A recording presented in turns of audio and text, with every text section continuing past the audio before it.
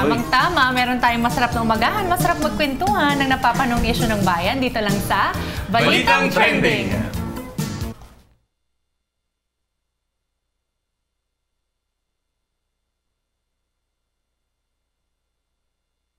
Alright, para sa ating balitang trending ngayong Payday Thursday, ito. PNP Anti-Illegal Drugs Group sinampahan ng kaso sina Talitay Maguindanao Vice Mayor Abdullah Waha Sabal at ang kanyang asawang si Mohana Sabal sa mga kasong kaugnay ng firearm law at ng illegal possession. Naaresto po sila ng otoridad noong September 8 sa Awang Airport sa Dato Odin, Sinsuat. Sa preliminary investigation, na-recover ng mga police ang improvised explosive device. At bukod pa dito, nahulihan din ang asawa ni Sabal sa kanyang bag ng 12 na plastic sachets ng shabu na may 72 grams. Kasama si Sabal sa listahan ng ating Pangulong Duterte sa listahan ng mga LGU officials na involved sa illegal drug trade. Saan ka naman nakakita? Vice Mayor.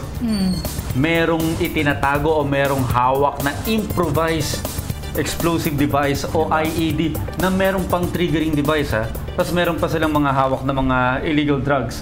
Sana itong kasong ito ay talagang mag-materialize at mapakulong itong mga suspect nga na ito at mapatunayan dahil napakadelikado po. Meron ding isang anggulong tinitingnan na baka sila rin ay may kinalaman dun sa may Davao Night Market bombing.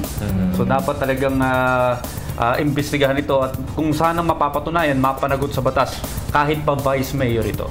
O naman kasi nga ito ay development sa name shame campaign na ginawa ni Pangulong Duterte. Kasi di ba nagtatanong tayo, ano kaya mangyayari dun sa mga nabanggit ni Pangulong Duterte na mga involved sa drugs na nakaposisyon ngayon sa gobyerno. So sana yung iba pa talagang malaki ang operasyon sa illegal na droga ay masampahan na rin po ng kaso. Yung iba dyan, kung meron silang malaking pera, no, yung iba dyan maaaring magtago na.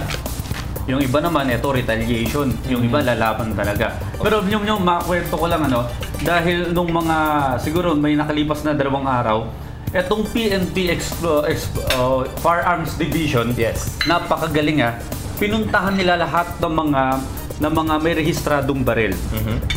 20 years ago, bumili kami ng isang revolver at nawala ito dahil nga sa bagyong Ondoy, binaha yung aming lugar sa Cainta at nawala na. Pero ito mga PNP personnel kumatok sa bahay namin. Inalam kung saan yung address nung may rehistradong baril at nagtatanong kung bakit hindi na nagpaparehistro. Yun, kailangan palang ideklara ng mga gun owners na nawawala ang inyong baril. Baka sakali kasi may makapulot yan at gamitin sa maling paraan. Okay, ayan. So mula sa atin, teka moment, habang kumakain din tayo ng Mooncake kasi Mooncake Festival ngayon. Uy, lapit na nga ba? Mooncake Festival yan, galing yan sa may Manila ata.